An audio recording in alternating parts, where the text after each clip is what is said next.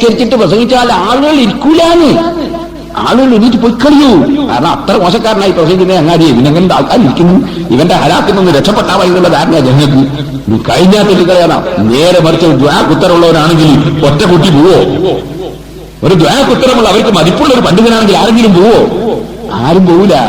പക്ഷെ പണ്ഡിതനില്ലല്ലോ, പണ്ഡിതനില്ലല്ലോ. എന്നിട്ടോ ആളുകൾ പൊയ്ക്കളിയും. എന്താ പണി? നമ്മുടെ സമയം അള്ളാന്റെ റസൂലും സഹാബത്തും താബീങ്ങളും ഇമാമിങ്ങളും ഇമാം നവവി റളിയല്ലാഹു അൻഹു, ഇമാം റാഫി റളിയല്ലാഹു അൻഹു, അവർക്ക് ആരാ? ഇമാം റാഫി റളിയല്ലാഹു അൻഹു കിതാബ് എഴുതി കൊണ്ടെങ്കിൽ വെളുക്കിപ്പോയി. അപ്പൊ തൊട്ടടുത്ത മരത്തിൽ നിന്ന് ലൈറ്റ് ഇങ്ങനെ അടിക്കുന്നു. ആ ലൈറ്റിൽ വെച്ച് കിതാബ് എഴുതുന്നു ഇമാം അബ്ദുൽ കരീം റാഫി റഹിമഹുല്ലാഹ്. ഇമാം നവവി ആരാ? കിതാബ് ഇങ്ങനെ എഴുതിക്കൊണ്ടിരിക്കുമ്പോ വിളക്കണിഞ്ഞു പോയി. ഇമാം നവവി തങ്ങളുടെ കറാമത്ത് സ്വന്തം വിരളിൽ നിന്നതാ ലൈറ്റ് ഇങ്ങനെ പുറപ്പെടുന്നു. സഹോദരന്മാരെ, അത് ഞാൻ എത്രയോ ഉണ്ട് പറയാൻ, ഉദാഹരണത്തിന് പറഞ്ഞതാണ്. ആ വലിയ വലിയ കറാമത്തിന്റെ ഉടമകളായ ഖുതുബുകൾ, ഔലിയാക്കൾ, അരിഫീങ്ങൾ അവരുടെ കിതാബുകളിലൊക്കെ എഴുതി വെക്കുന്നു, ഖുതുബ ഓതുന്ന ഖതീബ് മിമ്പറിലേക്ക് ഡയറക്റ്റ് വരണം. തഹിയ്യത്ത് നിസ്കാരം പോലും അവർക്ക് കറാഹത്താണ്, ഖതീബിന് കറാഹത്താണ്. അയാൾ ലാസ്റ്റ് സമയത്തെ വരാൻ പാടുള്ളൂ, രാവിലെ തന്നെ വരാൻ പാടില്ല. മറ്റുള്ളവർക്ക് ഖുതുബക്ക് രാവിലെ വരണം, ഖതീബ് ലാസ്റ്റ് വരണം. ഖതീബ് നേരെ വന്ന് മിമ്പറിലേക്കായിരിക്കണം വരവ്. കാരണം അല്ലാഹുവിന്റെ റസൂൽ മിമ്പറിലേക്കാണ് വന്നത്, ഖുലഫാഉർ റാഷിദീങ്ങൾ മിമ്പറിലേക്കാണ് വന്നത്. ആ വരവ് നേരിൽ മിമ്പറിലേക്ക് വരുന്ന വരവാണ്.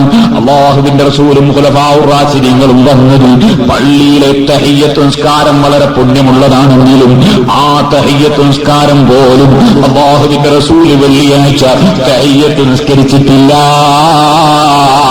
ഖുലഫാഉർ റാഷിദീങ്ങൾ ഖുതുബ ഓതുന്ന സമയത്ത് അവരും തഹിയ്യത്ത് നിസ്കരിച്ചിട്ടില്ല.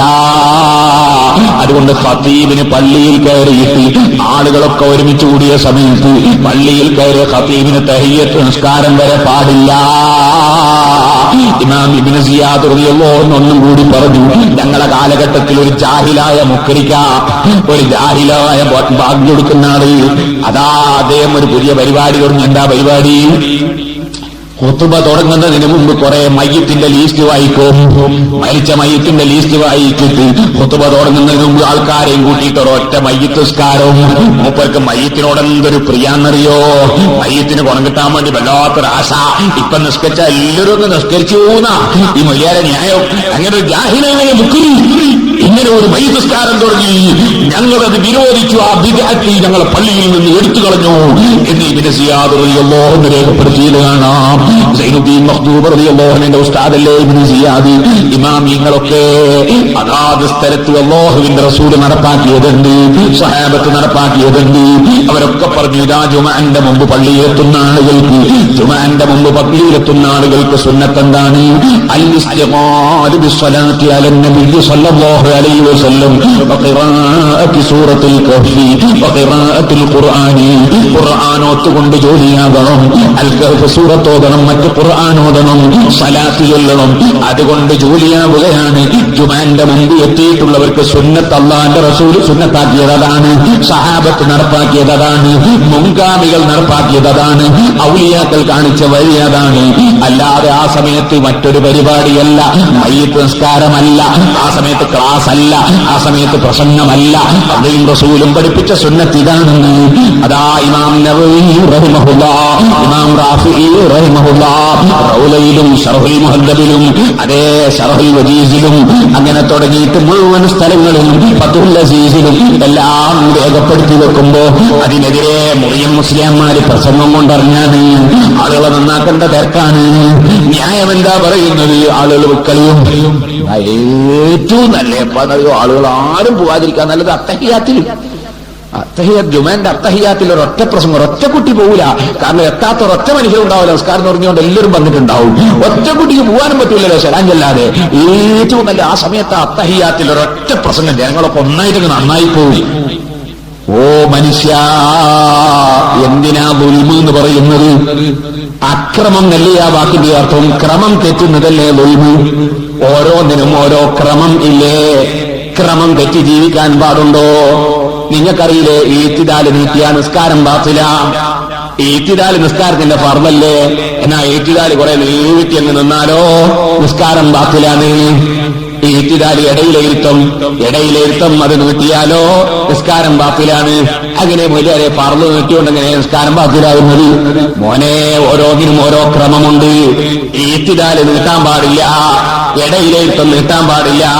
സുജൂദ് നീ എത്രയും നീട്ടിക്കോ, പക്ഷെ ഇമാമാണെങ്കിൽ പാടില്ല. ഓരോന്നിനും ക്രമമുണ്ട്. ഇമാമാകുമ്പോൾ ഫർളും പ്രധാന സുന്നത്തും എടുത്തു നിസ്കരിക്കണം. എല്ലാ സുന്നത്തും എടുക്കാൻ പാടില്ല. കാരണം ഇമാമാകുമ്പോ മൗമിമീങ്ങളുടെ കൂട്ടത്തിൽ ബസ്സിന് പോകേണ്ടവരുണ്ട്, ആസ്പത്രിയിൽ എത്തേണ്ടവരുണ്ട്, പീടിക തുറന്നു വെച്ച് ഓടി വന്നവരുണ്ട്. അവരെ ഒക്കെ പരിഗണിക്കണം ഇമാമ്. അല്ലെങ്കിൽ പിന്നിലുള്ള മൗമിമീങ്ങളുടെ എണ്ണം കണക്കായ ആളുകളാകണം. അവരെ നാവ് കൊണ്ട് വ്യക്തമായിട്ട് പറയാം, നിങ്ങളെ കോലം പോലെ നിസ്കരിച്ചോ, ഞങ്ങൾക്ക് കുഴപ്പമില്ല എന്ന് പറയണം. നിങ്ങൾ ഇഷ്ടം പോലെ നീട്ടിക്കോ എന്ന് പറയണം. അത് പറയാത്ത കക്ഷികൾ ഒരാളെങ്കിലും ഉണ്ടാകുമെന്ന് വന്നാൽ ഇമാമിന് നീട്ടി നിസ്കരിക്കാൻ പാടില്ല. സുബ്ഹാനല്ലാഹ്, ചില മൗലവിമാരുടെ നിസ്കാരം കഴിഞ്ഞതിന് ശേഷം ദ്വാരക്കാനിരിക്കും. ദ്വാരക്കുമ്പോൾ എണീറ്റ് പോകുമ്പോൾ നമ്മൾ വഹാബിയാണോ എന്ന് മറ്റുള്ളവർ സംശയിച്ചു പോകുന്നത് പേടിച്ചിട്ട് നമുക്ക് ഇരിക്കാണ്ട് നിവൃത്തില്ല. അതേ തിരക്കുണ്ടായാൽ തന്നെ അല്ലെങ്കിൽ ഇരിക്കണം എന്നാണ് ഫത്വൽ ബനിയ മുത്തഅല്ലിമിക്ക് അറിയാം. ഇമാമിന്റെ ശബ്ദം കേൾക്കുന്ന മൗമൂമിങ്ങൾ ആമീൻ പറയൽ സുന്നത്താണെന്ന് ഒരു സംശയത്തിനും അവകാശമില്ലാത്ത വിധം ഒട്ടുപ്രാർത്ഥന സുന്നത്താണെന്ന് ഫത്ഹുൽ മുഈനിൽ സൈനുദ്ദീൻ മഖ്ദൂം റളിയല്ലാഹു അൻഹു രേഖപ്പെടുത്തി വെച്ചിട്ടുണ്ട്. ഇമാമിന്റെ ശബ്ദം കേൾക്കുന്ന മൗമൂമിങ്ങൾ ആമീൻ പറയൽ സുന്നത്താണ് എന്ന് മാത്രമല്ല, ഇമാമ് പിരിഞ്ഞു പോകുന്നതിന് മുമ്പ് എഴുന്നേറ്റ് പോകൽ കറാഹത്താണ്, വിരോധിക്കപ്പെട്ടതാണ്. എന്നാൽ തിരക്കിട്ട് പോകാനുണ്ട്. മൊയ്ലാർ ഒരൊറ്റ ദുആ തുടങ്ങി. ദുആണ്ടോ നിർത്തുന്നു? ഇക്കാര്യത്തിന്റെ ശേഷമുള്ള ദുആയാണ്. നിർത്തുന്നില്ല. ഇയാൾക്ക് കാണാൻ പാടുള്ള മുഴുവൻ ദുആയും നടത്തി. എണീറ്റ് പോയ ആൾക്കാർക്ക് തോന്നില്ല ഇവൻ മുജാഹിദാണ്, പോകാനും പറ്റുന്നില്ല, കുടി പറ്റൂല. മര്യാദമാര് ദ്വാരക്കും കാണാൻ പാടുള്ള തീർത്തൊന്നും ദ്വാരക്കണ്ട, കുറച്ച് ദ്വാരനാ മതി. നിസ്കരിച്ച ആൾക്കാർക്ക് പോകണ്ടുണ്ടാവും. അവരെ വിട്ട് ഒഴിവായി കൊടുക്കണം. കാരണം ഇത് പിരിഞ്ഞു പോകാൻ പറ്റില്ല. ഇമാമ് പിരിയാതെ പിരിഞ്ഞു പോകുന്നത് നല്ലതല്ല. അതുകൊണ്ട് പിരിഞ്ഞു പോകാൻ പറ്റില്ല, കുറഞ്ഞു ചേർക്കണം. കണ്ടില്ലേ നിങ്ങൾ? നബി സല്ലല്ലാഹു അലൈഹി വസല്ലം തങ്ങളുടെ മുമ്പിൽ കംപ്ലൈന്റ് വന്നില്ലേ? നിസ്കാരത്തിൽ ഓത്ത് നീട്ടിക്കളഞ്ഞു. അല്ലാഹുവിന്റെ റസൂൽ പിടിച്ചില്ലേ വെറുപ്പ്? ഇമാമിനോടാ വെറുപ്പിടിച്ചത്. നീ ഫിത്നക്കാരനാണോ? എത്ര ഗൗരവത്തിലാ ചോദിച്ചത്. ഫിത്നൊന്നും ഉണ്ടാക്കിയില്ല, ഓത്ത് കുറച്ച് നീണ്ടുപോയതാ. അതിനാ ചോദിച്ചത് അഫത്താനുണ്ടെന്താ, നീ ഫിത്നക്കാരനാണോ? കാരണം വളരെ പാവപ്പെട്ട ആളുകൾ പെട്ടെന്ന് പോകേണ്ടവരുണ്ടാവും. അപ്പൊ അവരിങ്ങനെ നിസ്കാരത്തിൽ ഇതൊന്ന് തീർത്ത് കിട്ടിയാൽ മതിയായിരുന്നു. ഇതൊന്ന് തീർത്ത് കിട്ടിയാൽ മതിയായിരുന്നു. പിന്നെ നിസ്കാരത്തിന്റെ എല്ലാ ഹുസൂവും പോയില്ലേ. മാത്രമല്ല, അപ്പൊ ഒരു കൂട്ടർ പറയും നീട്ടണം, മറ്റോ നീട്ടരുത്, നാട്ടിൽ കുഴപ്പമായില്ലേ, കുഴപ്പമുണ്ടാക്കാൻ പാടുണ്ടോ? അപ്പൊ അതിനാദ്യം തന്നെ ഇയാൾ വീട്ടിൽ പ്രശ്നം മുഴുവൻ ഉണ്ടായിരുന്നു. അപ്പോ ഫിത്ന ഒരിക്കലും ഉണ്ടാകാൻ ഫിത്ന എപ്പോഴും ഉറങ്ങിക്കിടക്കുന്ന ഒരു സാധന, അതിനെ ഉണർത്തുന്നവനാണ് സർവനാശവും. എന്തേ പറഞ്ഞത്?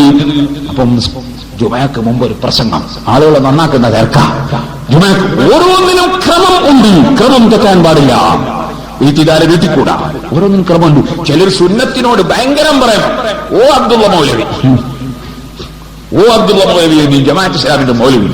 കുറെ കാലം ജമാഅത്ത് ഇസ്ലാമിന്റെ പത്രത്തിൽ ഇങ്ങനെ നിന്നപ്പോ അവർ പിടിച്ച് പുറത്താക്കി. കാരണം അകത്തിടാൻ ഈ സാധനം പറ്റൂല, അങ്ങനെ പുറത്താക്കിയപ്പോ പിന്നെ ചെയ്തു. പിന്നെ വേറോരോ പത്രത്തിലൊക്കെ ഇങ്ങനെ കയറാൻ വേണ്ടി നോക്കി, എല്ലാം ചവിട്ടി പുറത്താക്കി.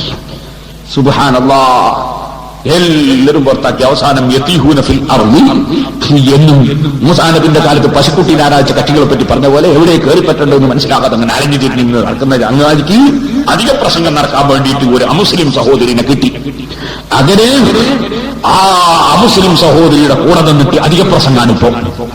ആ അധിക പ്രസംഗത്തിൽ തങ്ങന്മാരെ ശ്രീയാക്കുകയാണ്, ആലിമീങ്ങളെ പിടിച്ചിട്ട് കൊലയാളികളാക്കുകയാണ്. അങ്ങനെ മൂപ്പര് എഴുതുകയാണ്. അങ്ങനെ എഴുതുമ്പോ മൂപ്പര് പറയാണ്, 27-ാം രാവെങ്ങാനും ഒരു സ്ഥലത്ത് പോയിട്ട് ദിക്റ് ചൊല്ലിപ്പോയാൽ 1000 ലാ ഇലാഹ ഇല്ലല്ലാഹ് ചൊല്ലിയാൽ അവിടെ നിന്നെങ്ങാനും ദുആ നടത്തിപ്പോയാൽ സുന്നത്ത് കൈയൊഴിക്കലായിപ്പോയി. ഞാൻ നോക്കി, ഇവന്റെ മുഖം, ഇവരെ കാണാനുള്ള ഒരു ദൗർഭാഗ്യമുള്ള തന്നിട്ടില്ല. എന്നാ പിന്നെ ഇവന്റെ ഫോട്ടോ ഒന്ന് കണ്ടുപോയി. നോക്കുമ്പോ ഇവന്റെ മുഖത്ത് താടി രോമം പോലും കാണുന്നില്ല. കാരണം മൂപ്പർക്ക് സുന്നത്തിനോട് ഭയങ്കര സ്നേഹം. പിന്നെയോ ഈ ചങ്ങാതി തലയൊന്നും മറിച്ചിട്ടില്ല. പിന്നെയോ മൂപ്പര് പറയുന്നു, ഇതാ റമദാൻ മാസം അവസാനത്തെ 10 ഈത്തിക്കാഫിരിക്കേണ്ട 10 ആകുന്നു, ഖുർആൻ ഓതേണ്ട 10 ആകുന്നു. ഞാൻ നോക്കി ഇയാൾ എഴുതിയ പത്രത്തിന്റെ ഡേറ്റ് എത്താണ് നോക്കുമ്പോ റമദാൻ 29 ആകുന്നു. 29 ഖുർആൻ ഓതല്ലാതെ ലേഖനം എഴുതാൻ പാടുണ്ടോ?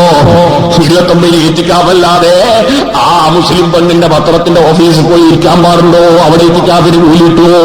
സുബ്ഹാന ജല്ല ജലാലുഹു. ഞാൻ അതിലേക്കൊന്നും കടന്ന് സംസാരിക്കുന്നില്ല. വിഷയം പഠിച്ചു പറയണം, വിവരമില്ലെങ്കിലും ഉണ്ടാതിരിക്കണം. ഇത്തഖദന്നാസു റൂസൻ ജുഹാല, ജാഹിലീങ്ങളെ നേതാക്കന്മാരാക്കിയിട്ട് ഫത്വ കൊടുക്കുന്ന കാലം വരുമെന്ന് അഷ്റഫുൽ ഖൽഖ് മുഹമ്മദ് റസൂലുള്ളാഹി സ്വല്ലല്ലാഹു അലൈഹി വസല്ലം തങ്ങൾ പറഞ്ഞ കാലം ഇത് തന്നെയല്ലേ? മുപ്പര് പറയുന്നു, ജുമയില്ലാത്ത പള്ളികളിൽ ഈത്തിക്കാഫിരിക്കാൻ പാടില്ലെന്ന് ശാഫിഈ മദ്ഹബ് പഠിച്ച ആർക്കാണറിയാത്തത്? ജുമയില്ലാത്ത പള്ളിയിൽ ഈത്തിക്കാഫിരുന്നാൽ സഹീഹാവുല പോൽ. അങ്ങനെയാണ് ഒരു ഷാഫി മദ്ഹബ്. അത് ഷാഫി മദ്ഹബല്ല, ഓ മദ്ഹബാണ്. ഷാഫി മദ്ഹബിൽ പള്ളിയായിട്ട് വഖഫ് ചെയ്യപ്പെട്ട എവിടെ ഈത്തിക്കാഫിരുന്നാലും കൂലിട്ടു. ജുമ ഉണ്ടാവണമെന്ന് ഷർത്തൊന്നുമില്ല. പക്ഷേ മൂപ്പര് പണ്ടൊരധിക പ്രസംഗത്തിൽ പറഞ്ഞിട്ടുണ്ട്, എന്റെ കർമ്മശാസ്ത്രത്തിലെ ഗുരുനാഥൻ മൗലവി ചേകനൂരാകുന്നു. പിന്നെ ഇവനെന്ത് ശാഫി മദ്ഹബാണ്? 1-ാം നമ്പർ കുഫ്ർ മദ്ഹബല്ലേ? ഇന്നാ ലില്ലാഹി വ ഇന്നാ ഇലൈഹി റാജിഊൻ. ഞാൻ അതിലേക്ക് കടന്ന് സംസാരിക്കുന്നില്ല.